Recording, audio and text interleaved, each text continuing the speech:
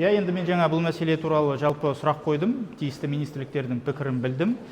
Жалпы әлемде бұндай шешімдер қазір көп мемлекеттерде қабылданып жатыр. Өзіңіз айттыңыз, Австралияда, жаңағы Францияда, Европаның мемлекеттерінде, тіпті Америкада кейбір штаттарда осындай шешімдер қабылданып жатыр. Сондықтан бұл жерде бірінші кезекте тек қана тыйым мен проблеманы шешпейсің. Бұл жерде кешенді жұмыс болу керек. Бір жағынан баланың назарын алу үшін тиісті спорттық секцияларды көбейтуіміз керек. Әрине балалардың қосымша білімі бойынша, курстары бойынша, жалпы бала мен ата-аналардың көбірек бірге уақыт өткізуі бойынша мысалы. Сосын оған қоса ағарту жұмысы керек. Баланың сыни тұрғыда ойлау қабілетін біз арттыруымыз керек. Яғни ағарту жұмысы да өте маңызды.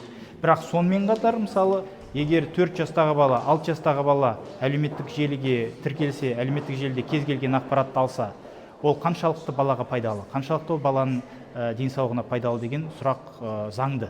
Сондықтан әрине бұл жерде біз ата-аналармен қазіргі уақытта жалпы осы талқылауды бастауымыз керек. Ата-аналармен, эксперттермен, психологтармен бұл жерде денсаулық сақтау министрлігінің позициясы өте маңызды, оқу ағарту министрлігінің позициясы маңызды, цифрлық министрліктің позициясы маңызды. Сондықтан нақты зерттеп бір мәмілеге, бір шешімге келуіміз керек деп ойлаймын.